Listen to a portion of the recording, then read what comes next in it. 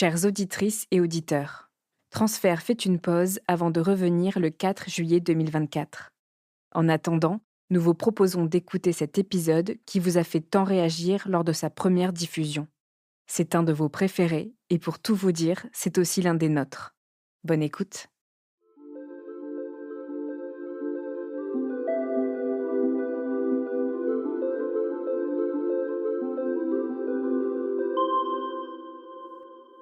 Il est de ces journées qui commencent comme celles de la veille, mais après lesquelles rien ne sera plus jamais comme avant, à cause d'un instant, parfois imperceptible, où tout bascule.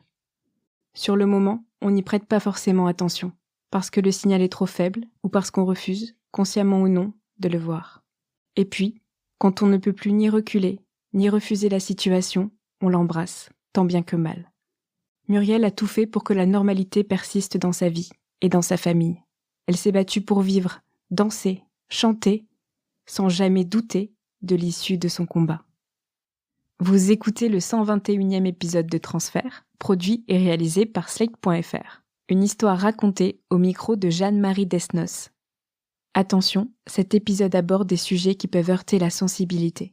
Pour plus de détails sur le contenu, reportez-vous au texte de description de l'épisode.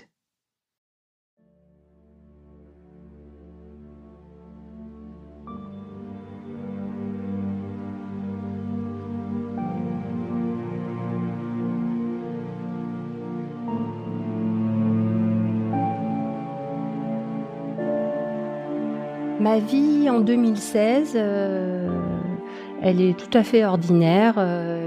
Je vis en couple, on a 40 ans, on a 2 enfants, une fille de 8 ans et demi et un petit garçon de 3 ans. On vit au Lilas, en banlieue parisienne. On a un grand appartement, chacun a sa chambre. On aime bien le week-end inviter nos amis, faire la fête. Il y a de la vie, il y a de la joie. La vie est normale, simple. Héloïse, c'est une petite fille qui est pleine de vie, qui est très joyeuse. Elle aime bien inviter ses copines à la maison. Elle écoute de la musique dans sa chambre à fond avec les copines. Elles aiment bien raconter des blagues, faire les faux folles. Voilà, c'est une petite fille qui est plutôt extravertie et très chouette. Notre été 2016 se passe dans le sud de la France, un petit village qui s'appelle Carqueiranne, où ma mère habite. Donc on passe notre été là-bas avec mon mari, les enfants. Et j'ai le souvenir de Mathias et Héloïse, tous les deux. Mathias est sur une planche de bodyboard. Et Héloïse le tire avec le leash, ce qui fait que lui glisse sur les petites vaguelettes du bord. Et je les entends rire et recommencer, et rire et recommencer. Et c'est un moment qui est très beau, très fort. À la rentrée, je remarque qu'il y a quelque chose d'inhabituel chez Héloïse. Elle qui a une écriture très très belle, très régulière. Je remarque qu'il y a une sorte de petits tremblements dans l'écriture et je me pose la question de savoir si elle est stressée. Elle rentre en CM1 et je me demande si elle est pas un peu stressée par l'école. Elle qui habituellement ça roule plutôt bien à l'école. Le week-end du 12 novembre, on est invité chez des amis à Nantes. On arrive en fin d'après-midi, le soir, les enfants jouent ensemble, nous on se prépare le dîner en buvant un apéro et Héloïse, je la vois à un moment donné assise sur le canapé, elle lit une BD. Je vois qu'elle décrypte les bulles en rapprochant la BD de son visage. Ça me questionne un peu parce qu'on avait fait un rendez-vous ophtalmo 2 semaines avant qui était tout à fait normale. Elle avait 10 sur 10 aux yeux, donc je lui pose la question, je lui demande mais tu vois trouble, tu vois flou, qu'est-ce qui se passe? Puis elle me répond un peu à côté, oui, mais ça va, c'est parce que je lis mieux comme ça. Bon, à ce moment-là, je lui dis bon on retournera voir l'ophtalmo parce que c'est pas normal. Le soir, on se couche, donc les enfants se couchent un peu plus tôt que nous. Et au petit matin, très tôt, vers 6 heures, Héloïse se réveille, elle a mal au cœur et elle va aux toilettes vomir. Le papa comprend que ça doit être la gastro. Donc il reste auprès d'elle et puis il remarque qu'elle elle parle bizarrement par syllabes et que c'est pas cohérent. Il vient me chercher et elle me répond de façon complètement incohérente avec un mélange de syllabes. On a en ligne un médecin du SAMU. Il m'explique qu'il faut venir aux urgences et qu'il prévient les urgences de l'hôpital de Nantes qu'on va arriver. Et là, je comprends qu'il se passe quelque chose de vraiment pas normal et de grave. Je sais que ça touche les fonctions neurologiques parce que je travaille à l'hôpital et j'ai un peu des notions. Donc ça me semble grave, mais en même temps, je me rassure en me disant que non, ça va pas être si grave que ça. On va vite la traiter et puis ça va passer. J'arrive aux urgences, le papa et Héloïse sont dans un box des urgences et Héloïse est allongée sur un brancard. Elle a passé une IRM juste avant, donc on attend les résultats. Je lui demande si ça va et là elle me répond oui ça va, je suis un peu fatiguée. Déjà je sens qu'elle va mieux parce qu'elle arrive à s'exprimer. Le médecin des urgences vient nous chercher en nous demandant de sortir du box et de la suivre dans une pièce à côté. Donc on sort du box et là on se rend compte qu'elle est pas toute seule, qu'elle est accompagnée de l'interne, d'une infirmière et d'un autre médecin. Et on arrive dans une autre pièce où sont installées 2 chaises côte à côte, où là on nous demande de nous asseoir. On s'installe, on nous propose un verre d'eau, donc là ça me conforte dans l'idée qu'il se passe vraiment quelque chose de pas normal. Et la médecin des urgences nous annonce que à l'IRM ils ont vu qu'il y avait une lésion au cerveau. Et elle n'en dit pas plus. Donc on est surpris, choqué, on comprend pas bien qu'est-ce que c'est une lésion, mais elle peut pas nous en dire plus. Donc elle nous annonce que Héloïse va être transférée à Paris, là où elle habite, à l'hôpital Necker, dans le service de neurochirurgie.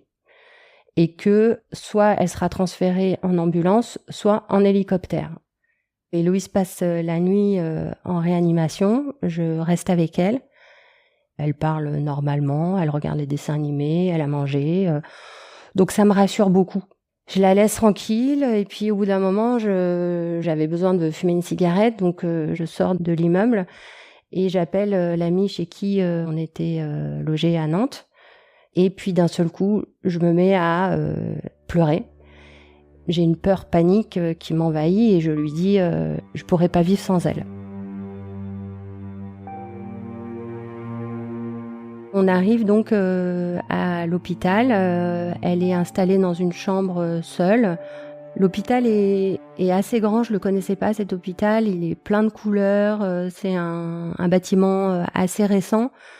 L'infirmière vient nous voir en nous expliquant qu'elle doit passer une autre IRM parce que l'IRM qu'elle a passé à Nantes, les médecins n'arrivent pas à bien lire les images, donc il faut qu'elle refasse une IRM le lendemain.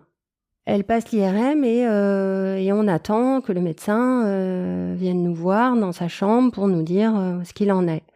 Les heures passent et nous, l'angoisse commence à monter et je finis par m'agacer. Je décide d'aller voir le médecin qui est dans le couloir en train de faire la visite du soir dans les chambres. Je l'intercepte entre 2 chambres et je lui dis qu'il faut absolument qu'il vienne nous voir et qu'il nous explique ce qui se passe parce que nous, ça fait 48 heures qu'on attend de savoir ce que notre fille a. Et je le sens assez mal à l'aise, alors il me répond que oui, il passera, mais il finit sa visite et puis à ce moment-là, soit il passe après, mais c'est pas sûr, mais en tout cas demain matin, sûr, il passe. Et moi, je m'énerve et je lui dis non, ça sera pas demain matin, ça sera après votre visite parce que nous, on peut plus attendre. Donc il me répond d'accord. Et on retourne dans la chambre et on attend.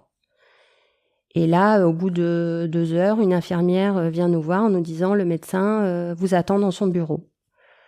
Donc enfin, on se dirige avec le papa donc dans un long couloir qui nous mène sur un autre bâtiment. Et là, c'est plus tout à fait le même bâtiment parce qu'on passe par une petite passerelle. C'est une architecture moderne, un mélange de métal, de peinture un peu noire. C'est assez sinistre. Enfin, moi, j'ai le souvenir de couleurs très sombres. On toque au bureau du médecin, on rentre, il nous fait asseoir. Il a son écran d'ordinateur allumé avec les images IRM d'Héloïse. Et là, il nous tourne l'écran. Il fait le contour avec son doigt d'une espèce de forme et il nous dit « Héloïse a une tumeur au cerveau ». Moi, je m'écroule intérieurement. On s'attendait pas à ça, en fait. Pour nous, une lésion, c'était peut-être un peu une hémorragie, quelque chose, un kyste, je sais pas. Enfin, tout sauf une tumeur, le mot tumeur.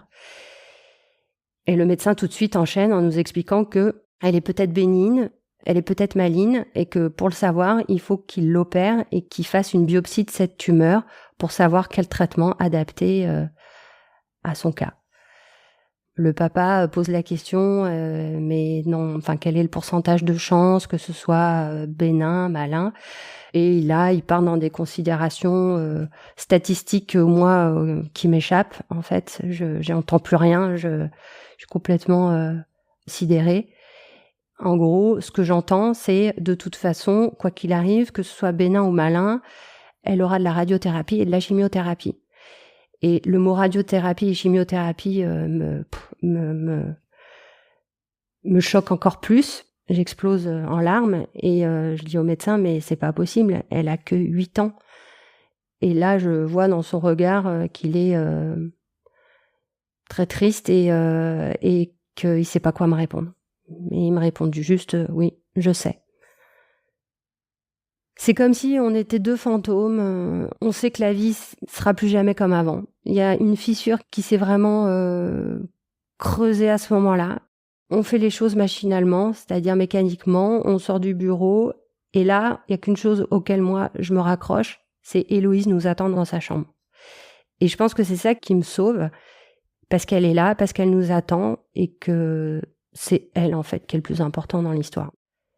Donc c'est ce qu'on fait, on retourne dans la chambre, on discute un peu avec elle, on lui dit qu'on a vu le médecin et que effectivement le médecin a trouvé qu'elle avait une boule dans la tête.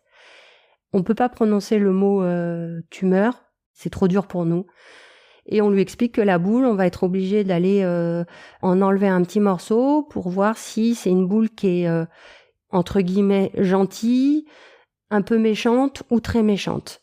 Elle nous fait totalement confiance. Donc si pour nous, on accepte cette intervention-là, bah elle l'accepte. Je demande à une amie à moi, dont la sœur connaît bien une chanteuse qu'Héloïse adore, c'est sa chanteuse préférée, c'est Louane.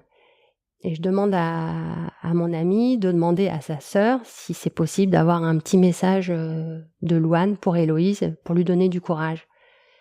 À peine, je dirais, 1 heure après, on a un message de Louane, donc sur mon téléphone, qui s'est pris en photo, en selfie, et qui met un petit mot sous la photo en disant « Bon courage, ma petite Héloïse, je te fais plein de bisous et je sais que tu es une petite fille très courageuse. » Et Héloïse découvre ce message et elle est hyper heureuse. Louane, elle y croit pas, sa chanteuse préférée. En plus, on a été la voir en concert 15 jours avant. Lui envoie ce message-là, rien qu'à elle, et avec beaucoup de sincérité. Donc, elle est hyper contente. Et ce message-là, on va l'imprimer en format A4 qu'on va plastifier et qu'on va mettre dans sa chambre pour donner du courage à Héloïse. Je suis super heureuse parce que j'ai envie de faire tout ce que je peux, tout ce qui est en mon pouvoir pour voir ma fille sourire, pour qu'elle soit heureuse. On arrive au moment de l'intervention. Héloïse a son doudou avec elle et on l'accompagne devant les portes du bloc opératoire. L'infirmière nous explique que l'intervention va durer bien 4 heures. Donc elle nous conseille d'aller faire un tour et d'aller manger un bout dehors, de sortir de l'hôpital et d'en profiter pour aller se balader et pas attendre à l'hôpital, ça sert à rien. Donc c'est ce qu'on fait. On mange un bout et puis on essaye de penser à autre chose, on parle d'autre chose et on attend que le temps passe. Donc au bout de 4 heures, enfin je dirais 3h30, on repart à l'hôpital et puis on décide d'attendre dans le hall du service. Il y a des sièges, une machine à café et 4 heures passent. Bon, on commence un petit peu à s'inquiéter. Mais bon, on me dit, voilà, c'est normal. Au bout de 5 heures, on va voir la secrétaire hospitalière, puis on lui demande des nouvelles. On lui dit, bon, bah là, ça fait quand même plus de 4 heures. Elle nous explique que c'est normal, qu'il faut pas s'inquiéter, il faut attendre. Le médecin va pas tarder. Donc, on continue à attendre dans le couloir. Et là, à un moment donné, je me lève et je vois au loin le médecin, le chirurgien, habillé en blouse blanche. Donc, je comprends qu'il est sorti du bloc opératoire. Je le vois rentrer tout de suite dans un bureau, suivi de la neurologue, de la cadre infirmière. Et je les vois fermer la porte tout de suite derrière eux. Et là, je panique. Je me dis que ils se sont enfermés dans le bureau parce que il faut qu'ils en parlent et qu'ils savent pas comment ils vont nous dire qu'il s'est passé quelque chose de grave. Elle est morte sur le billard. Donc j'attends devant le bureau. On attend. Le médecin finit par sortir du bureau et il nous voit. Et là, il nous explique très naturellement qu'il est content, qu'il a fait ce qu'il avait à faire, que ça s'est bien passé. Donc nous qui nous étions imaginé le pire juste avant, on est soulagés. Elle est vivante, elle nous attend en salle de réveil et on est pressé d'aller la retrouver. Pour rentrer dans le service de réa, il y a des codes à faire, il faut s'habiller avec des habits stérilisés, il faut mettre une charlotte, il faut mettre des chaussons aux pieds, il faut se désinfecter les mains je sais pas combien de fois. Les chambres en fait ce sont que des chambres vitrées et au milieu il y a un îlot où se trouvent en fait les infirmières avec les ordinateurs et les médecins qui surveillent les constances des patients qui sont dans ces box-là et c'est bien sûr que des enfants. On retrouve Héloïse dans un de ces box tout vitrés. Et là, elle a un énorme pansement sur la tête qui lui recouvre pas les yeux, on voit ses yeux. Par contre, elle est intubée de partout, elle dort. Bon, elle est en vie, on entend les bip bip, on est rassuré et puis surtout, on voit Doudou qui est à côté d'elle et c'est elle. C'est Héloïse avec son bandeau autour de la tête, avec toutes ses machines autour d'elle et ses tubes, mais elle est avec Doudou, donc tout va bien. Elle reste en réa 48 heures et après elle est transférée dans le service de neurochirurgie dans une chambre seule, donc une chambre à nouveau classique, il n'y a plus tous les tubes autour d'elle et le médecin lui demande de se lever et là elle pose les 2 pieds par terre et en fait elle perd l'équilibre puisque sa jambe droite ne la tient pas et son bras droit tombe et ne réagit pas. Donc on la porte, on l'aide un peu à se déplacer et puis après on la repose dans le lit et là on constate qu'effectivement il y a un problème, elle est paralysée. Le médecin nous explique que ça va se remettre en place parce que c'est l'hématome en fait de la tumeur qui fait que du coup elle est beaucoup plus grosse et qu'elle touche des zones moteurs. Donc bon, on n'est pas plus inquiet que ça, on est choqué quand même de voir notre fille qui ne tient plus sur ses 2 jambes, mais comme le médecin nous dit que ça va se résorber, on fait confiance au médecin et on n'est plus à ça près en fait. Avant qu'elle se fasse opérer, elle tétait 2 doigts, les 2 doigts de la main droite, et d'ailleurs c'était un peu un sujet litigieux entre nous parce que 8 ans et demi, 9 ans, il était temps qu'elle arrête de mettre ses doigts dans la bouche. Après cette première intervention, comme elle a été paralysée du bras droit, elle a plus jamais tété ses doigts et ça c'est quelque chose qui m'a beaucoup marqué. Il y avait une partie d'Héloïse qui était plus là, quoi. 7 jours après, on nous annonce les résultats de la biopsie. Le médecin nous convoque dans une petite pièce, accompagné d'une infirmière. Et là, le chirurgien nous annonce que Héloïse a une tumeur de haut grade, la plus agressive qui soit. On est choqué, en fait, on n'a pas de mots, on subit. On sent qu'on s'écroule intérieurement, mais je dirais, il y a une sorte de protection psychique qui se met en place pour pas qu'on s'écroule totalement.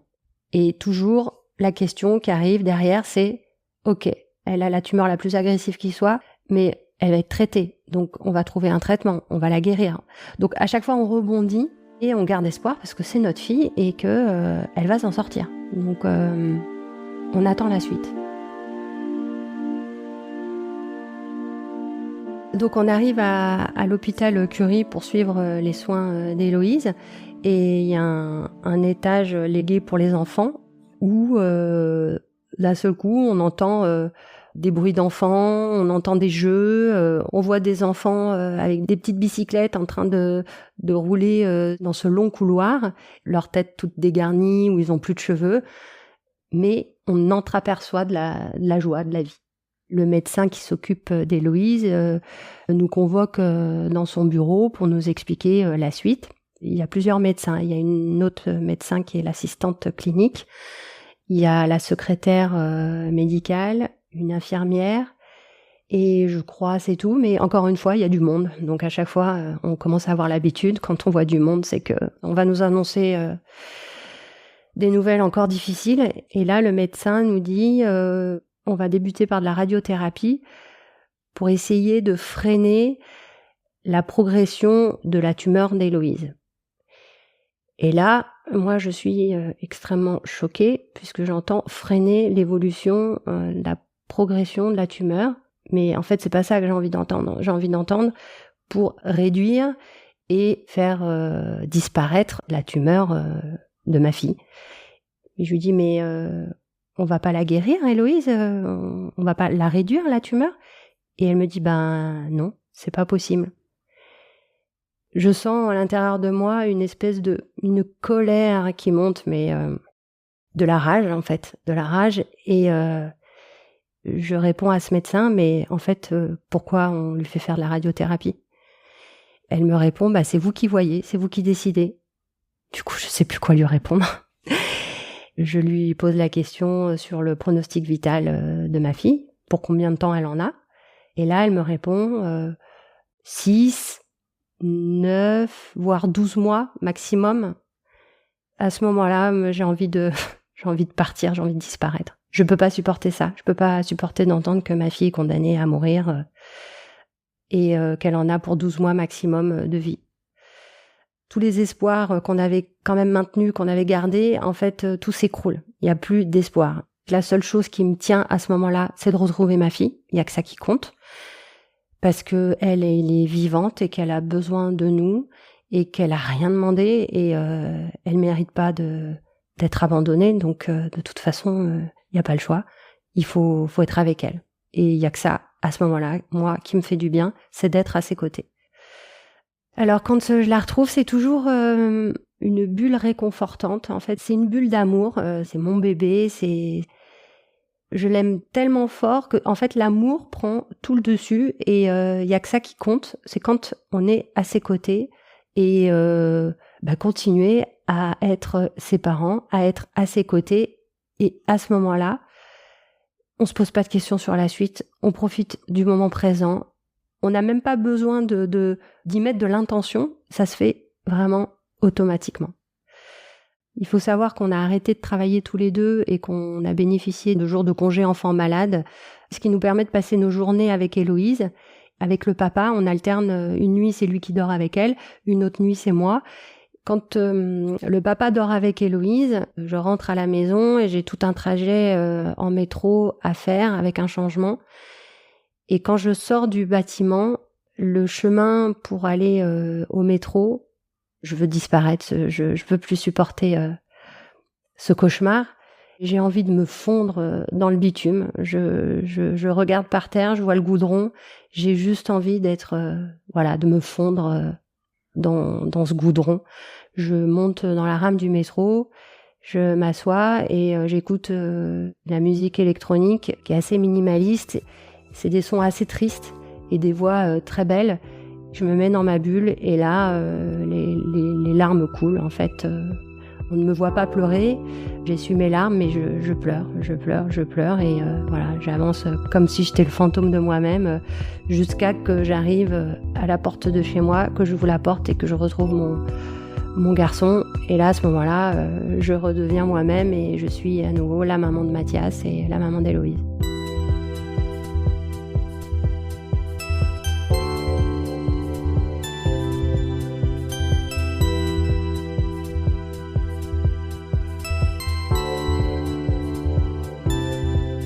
L'étape qui suit, c'est donc le traitement par radiothérapie. Il a fallu fabriquer un masque à Héloïse pour pouvoir faire passer les rayons à l'intérieur de ce masque. Et il y a une très très grande précision là-dedans. On lui pose le masque sur le visage, elle est allongée sur le dos et en fait on lui clipse le masque contre la table pour pas qu'elle bouge la tête. Parce qu'il faut surtout pas bouger pour que les rayons vraiment visent un endroit très très précis. Et nous, ce qu'on nous a permis d'apporter, c'est de la musique. Parce qu'Héloïse adore la musique et qu'elle a une compile que son papa lui a faite. Du coup, on avait sa compile sur une petite clé USB et on mettait de la musique d'Héloïse dans la pièce pendant la radiothérapie. Il y avait Coldplay, Louane, Cyndi Lauper, les Kids United, et ça lui donnait du courage. Et elle avait toujours, évidemment, Doudou avec elle. Ça fait plus d'1 mois qu'elle est hospitalisée, donc elle a vraiment hâte de retrouver sa chambre, sa maison, son frère. Donc on arrive mi-décembre, juste avant les fêtes de Noël, donc ça aussi c'est une bonne surprise. Et on continue tout de même d'aller tous les jours en radiothérapie avec Héloïse, mais on fait l'aller-retour en ambulance et le soir on est à la maison tous les 4, donc on est très contents d'être ensemble.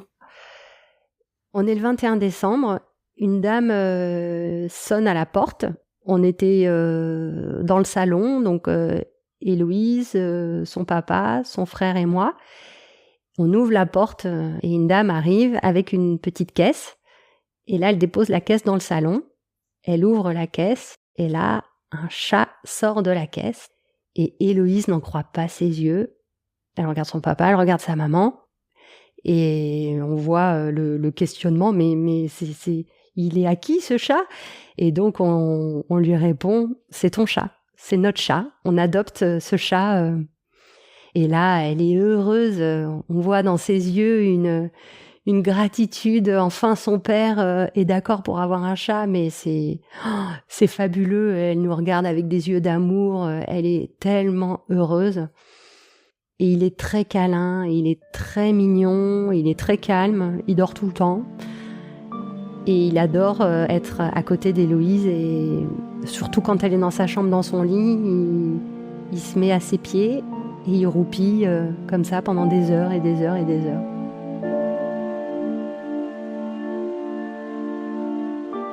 Le jour de l'an, ça se passe avec des amis. C'est une soirée très festive. On s'est tous bien habillés. Héloïse, je l'ai bien coiffée, je lui ai mis une jolie robe. Elle est en fauteuil. Avec une de mes amies, en cuisinant, on se sert des coupes de champagne, on met la musique à fond, on rigole et on raconte plein de bêtises pour faire rire Héloïse. Donc on fait un peu les clowns et je la vois rire aux éclats et puis me regarder en levant les yeux au ciel, se disant « mais ma mère, elle est complètement folle ». Et ça, c'est des moments que j'adore. À un moment donné, dans la soirée, il y a Mathias qui s'est déguisé en chevalier avec le bouclier et puis l'épée. Et il y a une autre épée que tient un de mes amis. Et il se met à faire des combats de chevalier avec mon fils. Et Héloïse, elle a une couverture sur elle parce qu'elle avait un peu froid, une couverture on dirait de la peau d'ours. Donc on dirait une reine sur son trône, sur son fauteuil. Et elle les observe et elle rit de les voir combattre. Et là, à ce moment-là, me vient l'idée de mettre le générique de Game of Thrones et de les filmer. Et du coup, ça fait une scène qui est tellement drôle et que je garde en souvenir et des bons moments qu'on a passés. Ce soir-là, on avait fait un super jour de l'an. C'est des moments magiques.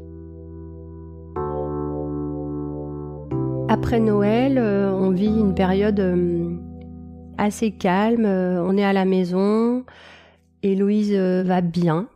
Avec la kiné, elle commence à remarcher un peu dans l'appartement. On sent qu'elle est très fière d'elle et que ça lui donne l'espoir de retrouver son corps d'avant. Et nous, on l'encourage aussi là-dedans, parce qu'on espère aussi qu'elle puisse retrouver ses facultés d'avant. Mais petit à petit, en fait, l'effet de la radiothérapie finit par s'estomper. Et à ce moment-là, la maladie progresse. Et on a commencé à le ressentir fin mars. Et elle a un traitement qui est assez lourd. Elle a un traitement à base de corticoïdes, d'antiépileptiques. Et elle prend beaucoup de poids à cause des corticoïdes parce qu'elle prend une dose qui est énorme et elle gonfle. Et ça, elle supporte pas d'ailleurs de voir son image dans la glace. Et on sent une légère fatigue dans tout son corps et dans sa tête.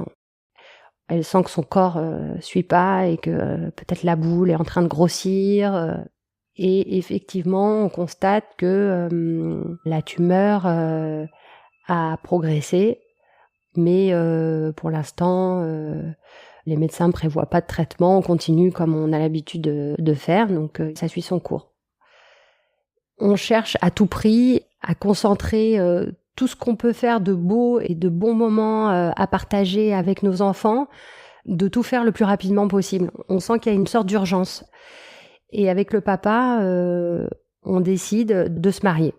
On choisit la date du 14 avril, car Héloïse a 9 ans et demi le 14 avril. Elle est née un 14 octobre, donc le 14 avril, c'est parfait. Et donc, on réserve un petit resto où on a l'habitude d'aller, qu'on aime bien, dans notre quartier.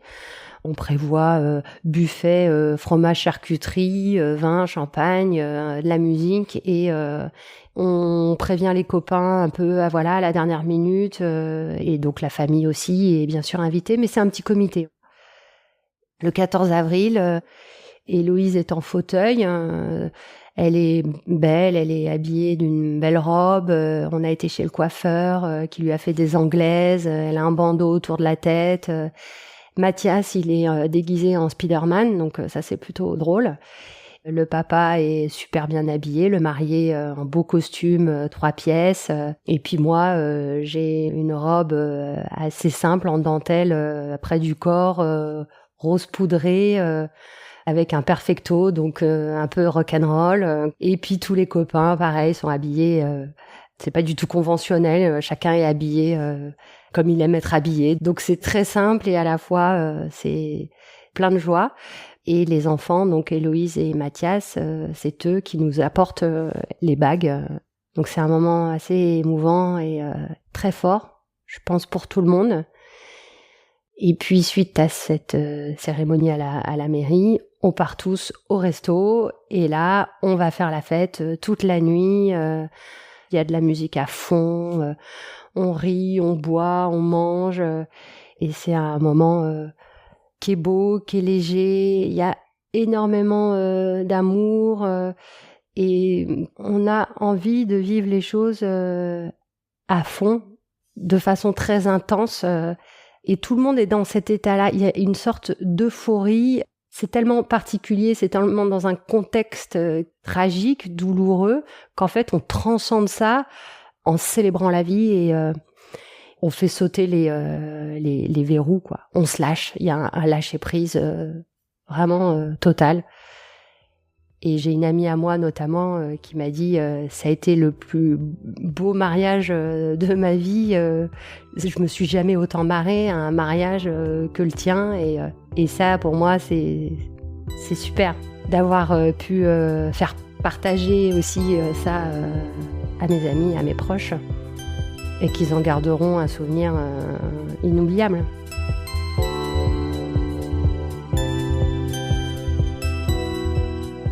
Après le mariage, son état se dégrade, elle se fait opérer 2 fois et les interventions la fatiguent énormément. On sent qu'il y a un mal qui la ronge à l'intérieur et qui l'épuise et puis elle a plus envie, elle a plus envie de se battre par moment. Et ça c'est extrêmement difficile pour moi en tant que mère de ressentir ça. C'est tellement dur pour une maman de voir son enfant souffrir. Souffrir physiquement, c'est déjà très très dur. Mais alors de voir son enfant souffrir psychologiquement, je crois que c'est ce qu'il y a de pire. C'est insupportable. Au mois de juin, je décide d'aller me faire tatouer le prénom d'Héloïse sur le bras parce que je sens qu'il y a une urgence et que je veux qu'elle elle le voie. Je récupère un cahier où elle a écrit son prénom et je vais le montrer à la tatoueuse. Et donc la tatoueuse a reproduit exactement avec son écriture son prénom en y rajoutant quelques symboles. Il y a une note de musique parce que Héloïse adore la musique. Il y a un poisson, c'est son élément, l'eau, et une petite étoile, parce que c'est ma petite star. Quand je rentre de chez la tatoueuse, j'arrive à la maison et elle m'attend avec ma meilleure amie qui était restée avec elle. Et je lui montre le tatouage et je lui dis, voilà, comme ça, t'es toujours avec moi. C'est pour lui montrer à quel point je suis fière d'elle, que je la trouve extrêmement courageuse, parce qu'au final, c'est elle qui subit les traitements, hein. Nous, on est juste spectateurs, et elle se plaint jamais. Au-delà de l'amour que je lui porte, je trouve que c'est un être extraordinaire, et je lui dis, voilà, t'es mon idole, j'ai fait tatouer ton prénom sur mon poignet. Et là, je me rappelle de son regard, elle parlait pas trop à l'époque, et je vois beaucoup de fierté, je la sens très heureuse. Dès que je vois son petit œil pétiller, dès que je sens de la joie dans son regard, je suis la plus heureuse des mamans. Son état se dégrade de jour en jour et avec le papa, on s'inquiète de plus en plus parce qu'on veut pas la garder à la maison si vraiment son état empire. Donc on décide à un moment donné d'appeler le médecin et de lui demander à la faire hospitaliser, ce qu'elle accepte tout de suite. Donc ils envoient le SAMU pour aller la chercher à la maison. Donc c'est son papa qui décide de partir avec elle. Le SAMU arrive, les ambulanciers viennent la chercher, ils la descendent en fauteuil. Au moment où elle rentre dans l'ambulance, moi je suis à la fenêtre.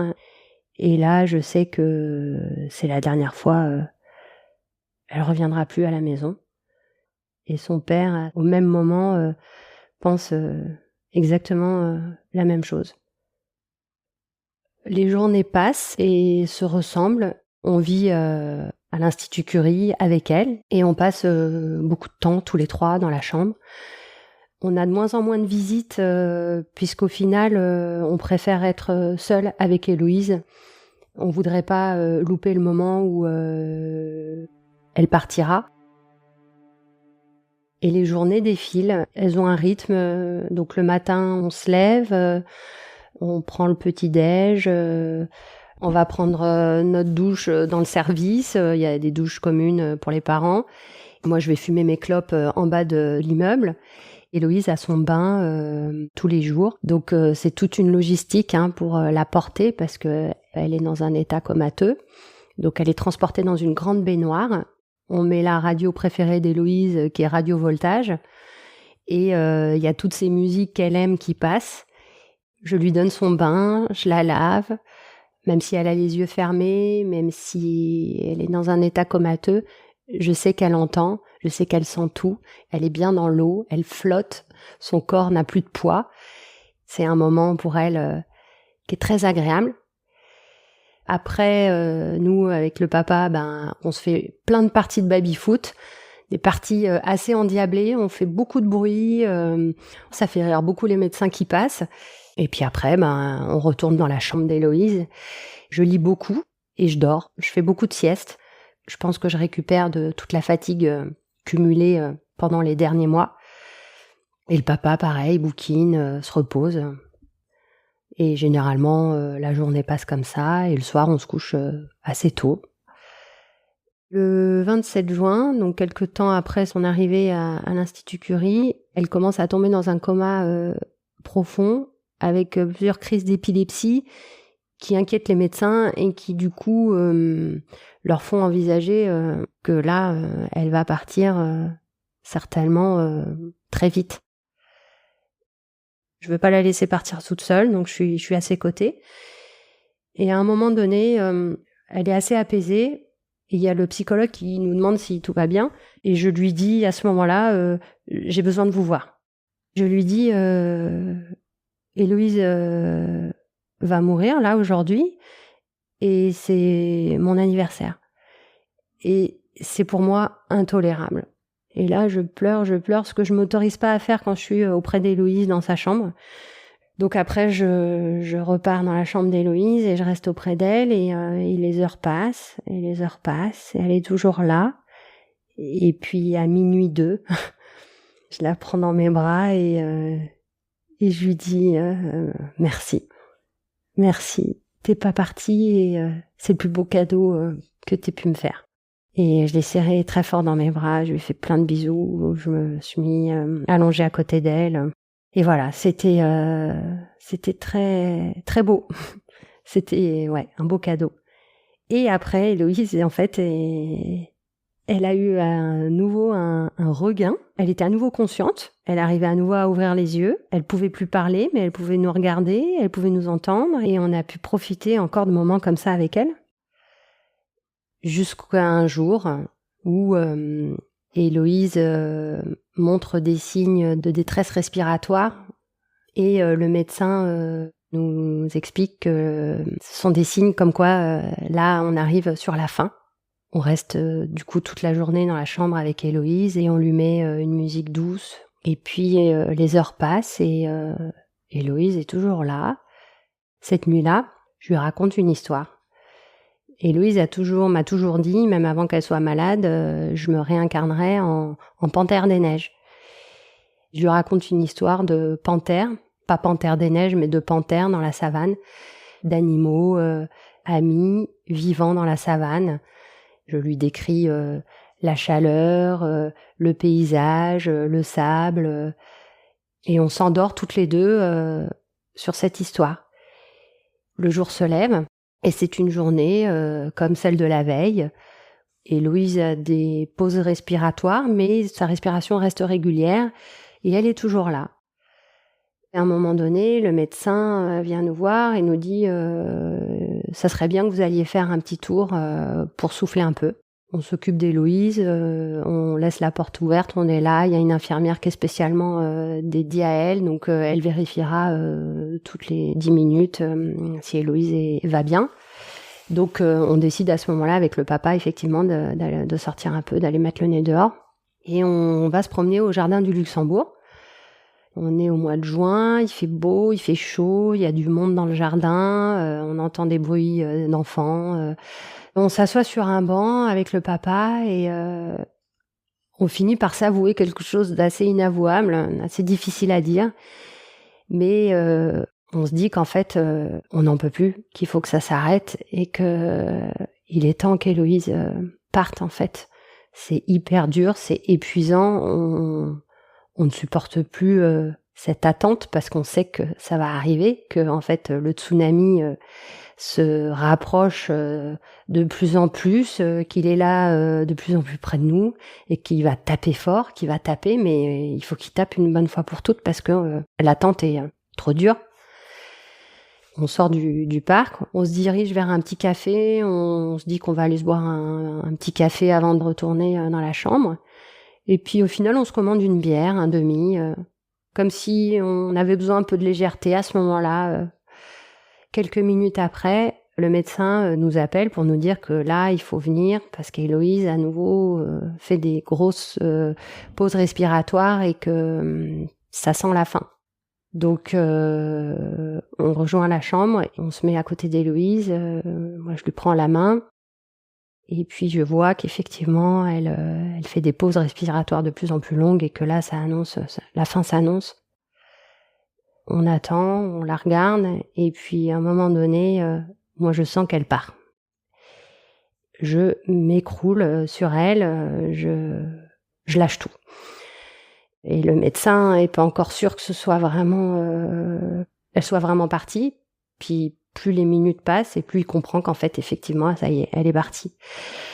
Et moi, je suis contre elle, sur son petit torse, et je pleure, et je pleure, et je pleure. Et les minutes passent. Et là, à un moment donné, je vois son torse bouger, et elle reprend une respiration. Et là, son cœur se remet à partir, et là, on n'y croit pas. On se dit, c'est pas possible, c'est un miracle, et moi, je ris en même temps que je pleure, et je lui dis merci, je la prends dans mes bras, et je l'embrasse, et je lui dis, mais merci, mais t'es revenue, c'est indescriptible comme moment. Elle repart dans son corps, quoi. Elle retourne dans son corps, et c'est juste incroyable. Donc moi, je repipe le médecin, et le médecin re-rentre dans la chambre, et là, effectivement, il constate qu'elle re-respire, quoi. Il est assez surpris, et il nous laisse un moment avec elle dans la chambre. Et là, elle est repartie pour un tour. Donc, on reste auprès d'elle pendant la soirée. Moi, je suis à côté d'elle pendant la nuit. Je dors avec elle. Je la lâche plus, quoi. Je l'ai contre moi. La nuit passe, et au petit matin, il y a une infirmière qui arrive et qui me tapote sur l'épaule et qui me dit réveillez-vous. Je crois que ça y est, là, Héloïse, elle va vraiment partir. Et là, j'ouvre les yeux et je vois Héloïse, effectivement, le teint très très blanc et les lèvres très très violacées. Et je sens qu'elle est en train de quitter son corps. Et elle fait 2 respirations et là, elle part. C'était la fin pour nous aussi. La fin d'un combat, la fin d'une vie. Et c'était ça le plus important, c'était de l'accompagner jusqu'au bout. Et quelques minutes après, j'ai vu un sourire sur son visage, comme si son corps la lâchait et qu'elle était à nouveau bien, quoi. Et ça m'a vachement apaisée. Il y a un soulagement parce que elle ne souffre plus, mais moi, je sens un vide immense. Je suis comme dans une sorte de coma psychique. C'est comme si, jusque-là, il fallait que je porte ma fille et que, à partir du moment où elle était plus là, il n'y avait plus rien qui me portait. J'ai mon grand frère de Singapour qui est arrivé tout de suite dans la foulée. Il a pris le premier avion et ça m'a fait du bien parce que je crois que il m'a reconnecté à la vie en prenant soin de nous, en nous aidant à organiser la suite. Et puis il fallait qu'on récupère notre fils à la gare puisque c'était son autre oncle qui l'avait gardé pendant les 3 semaines où on était à l'hôpital avec Héloïse. Et là, je me rappelle donc être sur le quai de la gare et d'être toujours complètement anesthésiée ailleurs, quoi. J'étais vraiment, j'étais plus là. Et je vois mon petit garçon qui descend du train, qui se met à courir et qui se jette dans mes bras. Et là, je le serre contre moi, très très fort, et je sens son cœur qui bat contre le mien. Et là, ça a été comme une espèce de décharge électrique, une décharge de vie, comme si on me faisait un électrochoc et qu'on me réanimait. Et de sentir son cœur battre, j'ai senti le mien battre, et à ce moment-là, la vie repartait.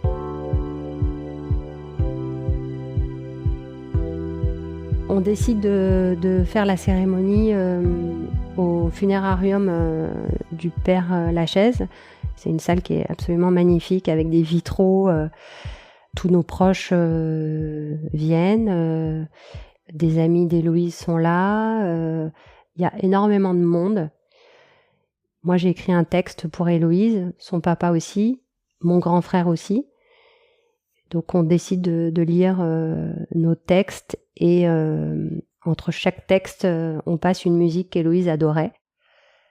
On sent qu'il y a beaucoup d'émotions dans la salle, une force d'union de toutes ces personnes-là qui sont réunies pour Héloïse, il y a quelque chose de extrêmement fort. Et puis, je lui dis que c'est mon idole et que ça restera mon idole, que je l'aime à l'infini et que je l'aimerai à l'infini toute ma vie et que son petit frère a besoin de nous et que lui aussi on l'aime à l'infini et qu'on va continuer notre route et qu'elle sera toujours là avec nous.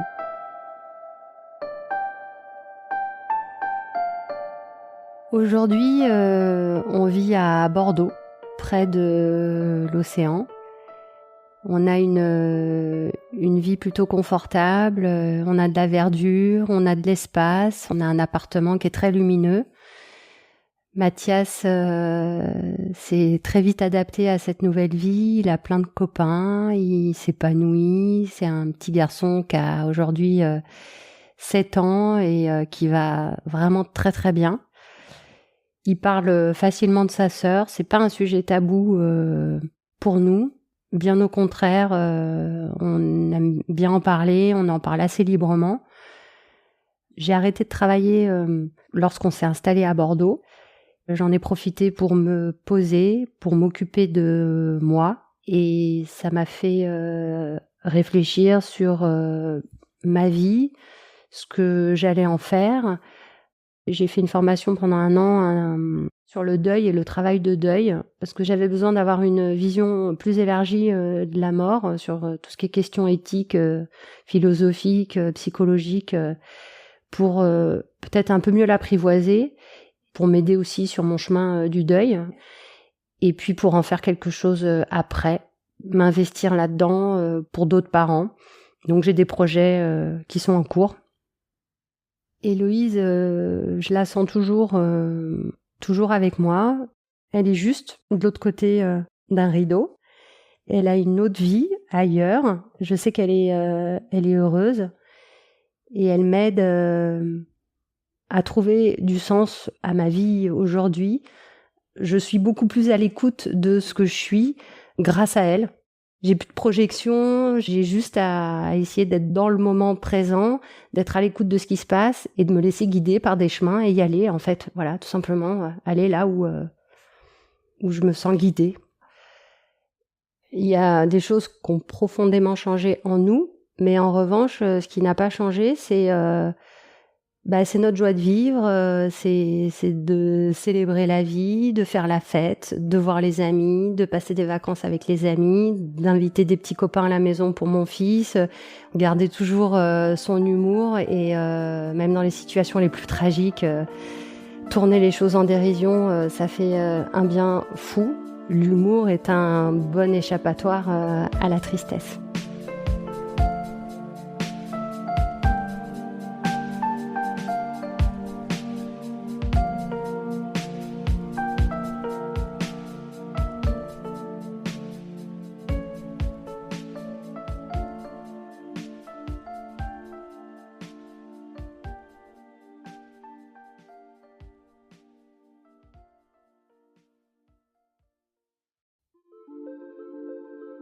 Vous venez d'écouter le 121e épisode de Transfert. Cette histoire a été recueillie par Jeanne-Marie Desnos. Il a été produit et réalisé par Slate.fr, sous la direction de Christophe Caron, Benjamin Septem-Ours et Sarah Koskiewicz avec Aurélie Rodriguez. La musique a été composée par Arnaud Denzler. Retrouvez tous les épisodes de Transfert sur Slate.fr ou sur votre application de podcast préférée.